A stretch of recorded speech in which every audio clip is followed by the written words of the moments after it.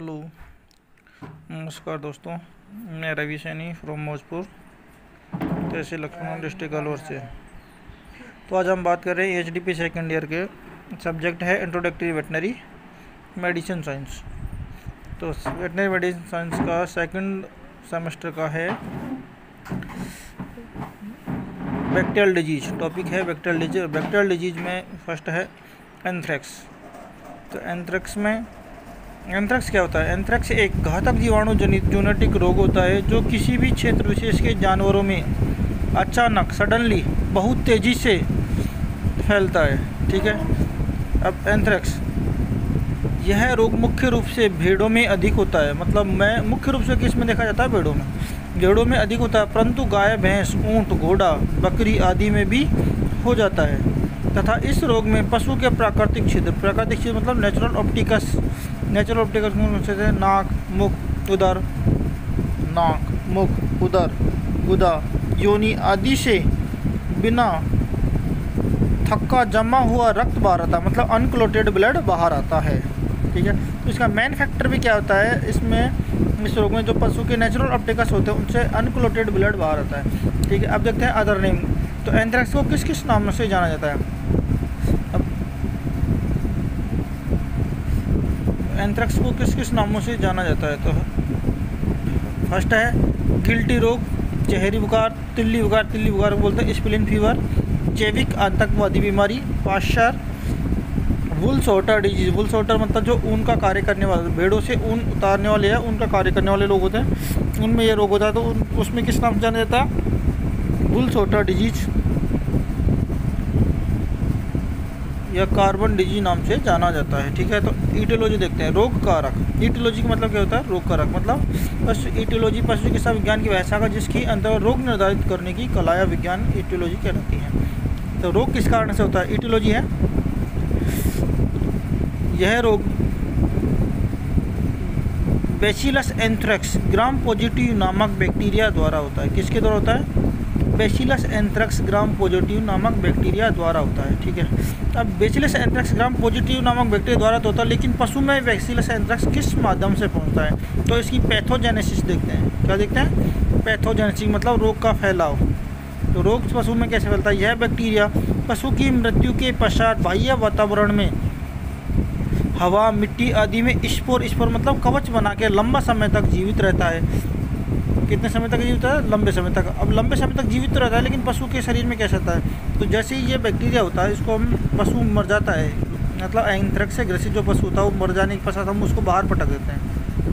बाहर पटकने के पश्चात जो इसमें बैक्टीरिया होता है वो मुक्त हो जाता है और वो हवा, मिट्टी, वायु में अपना स्पोर बना लेता है। और जैसे ही नमी युक्त वातावरण होता है उस टाइम ये जो स्पोर होता है मतलब कवच होता है जो नष्ट हो जाता है और बैक्टीरिया मुक्त हो जाता है और पशु के संपर्क में आ जाता है। पशु के संपर्क में कैसा होता है? जैसे जिस स्थान पर पशु ये कवच स्पोर बना के रहता है या बाह्य वातावरण रहता है, उस स्थान पर पशु चारागाह में चारा चरने जाता है, तो उस समय यह बैक्टीरिया पानी, हवा, चारा आदि के माध्यम से पशु के शरीर में प्रवेश कर जाता है।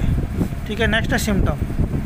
तो एंथ्रेक्स को लक्षणों के आधार पर दो भागों में बांटा गया है। जैसे एक तो परएक्यूट मतलब बहुत तेज़ी से फैलने वाला या बहुत तेज़ी से लक्षण प्रकट होने वाले। तो एंथ्रेक्स परएक्यूट फॉर्म। परएक्यूट में एंथ्रेक्स के लक्षणों को रोग उत्पन्न होने के आधार पर या प्रभाव दिखाने के आधार पर दो भागों में बांटा गया। तो परएक्यूट, एक एक्यूट। तो परएक्यूट में इस रोग में रोगी पशु का बॉडी टेम्परेचर 105 से 106 डिग्री फ़ारेनहाइट मतलब अत्यधिक तेज बुखार हो जाता है। 105 से 106 डिग्री फ़ारेनहाइट हो जाता है, अर्थात पशु को बहुत तेज बुखार हो जाता है। इस कारण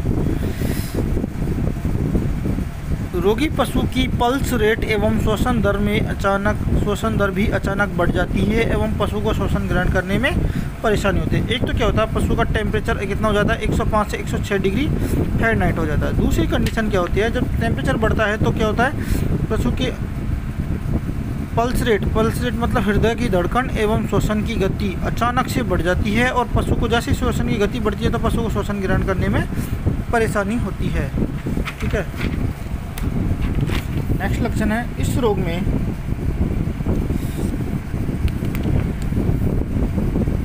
में रोगी पशु के नेचुरल ऑप्टिकस मतलब प्राकृतिक छिद्र जैसे मुख, नाक, कान, गुदा एवं वेजाइना आदि से अनक्लोटेड ब्लड, अनक्लोटेड मतलब बिना रक्त का थक्का जमा हुआ रक्त बाहर आता है, बिना थक्का जमा हुआ रक्त बाहर आता है, ठीक है।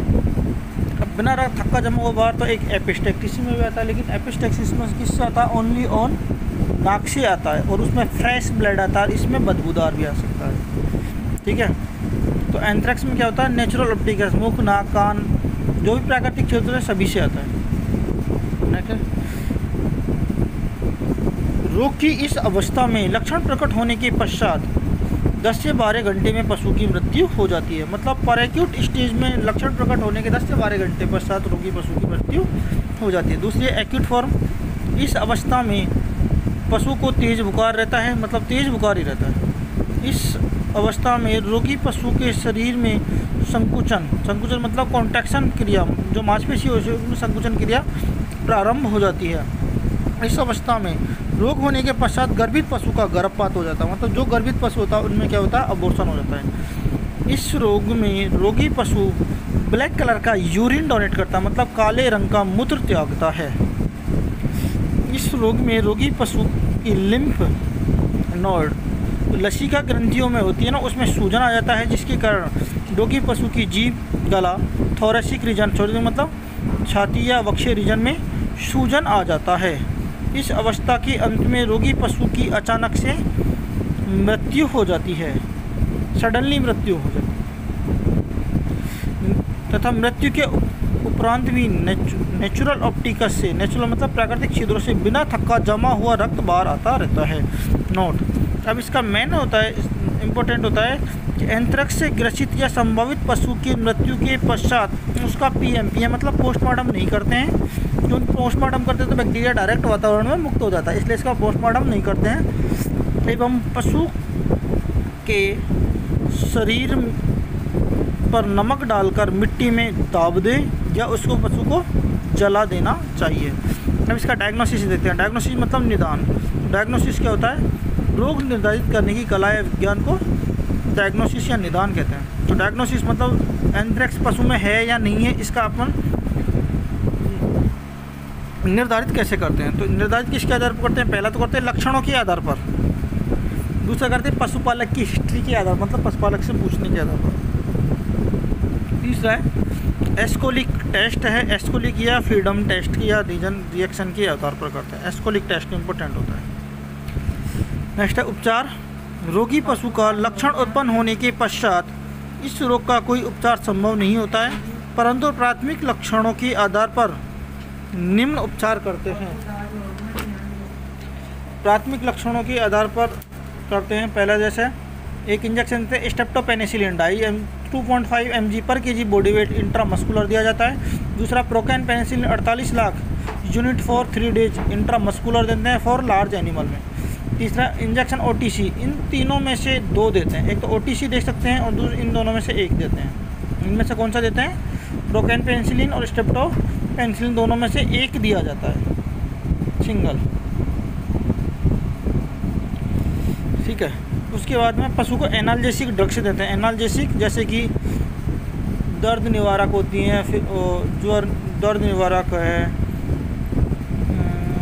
एनाल्जेसिक जैसे कि एनीफिलाम होता है anti inflammatory, analgesic and anti histamine तीन होता है।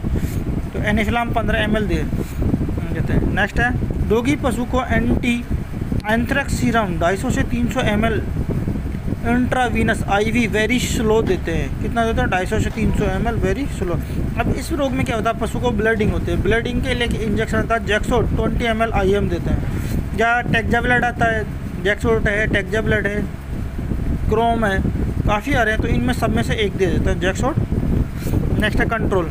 एंथ्रेक्स से ग्रसित या संभावित पशु की मृत्यु होने के पश्चात उसका पोस्टमार्टम नहीं करते हैं। क्यों नहीं करते हैं, क्योंकि पोस्टमार्टम करने के पश्चात जो बैक्टीरिया होता है जो सीधा वातावरण में फैल जाता है, पोस्टमार्टम नहीं करते, तथा मृत पशु को जमीन में दबा दें या जला देना चाहिए। एंथ्रेक्स से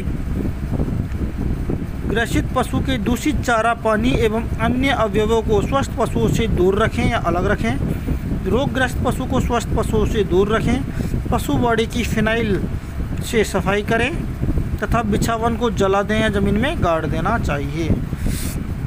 नेक्स्ट है इस रोग का मुख्य उपचार केवल वैक्सीन है। वैक्सीन कौन सी आती है इसमें? एंथ्रोस्पोर वैक्सीन आती है। 1 ml डोज होती है इसकी, 1 ml रूट होता है इसका सबकट।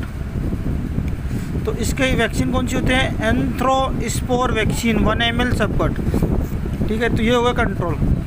अब एक क्वेश्चन बनता है, एंथ्रेक्स रोग से ग्रसित पशु की मृत्यु किसके कारण होती है? तो एंथ्रेक्स रोग से ग्रसित पशु की मृत्यु सेप्टिसीमिया एवं रीनल फेलियर के कारण होती है। किसके कारण होती है? सेप्टिसीमिया मतलब इन्फेक्शन और रीनल फेलियर के कारण होती है। रीनल फेलियर मतलब किडनी के फेल होने के कारण होती है।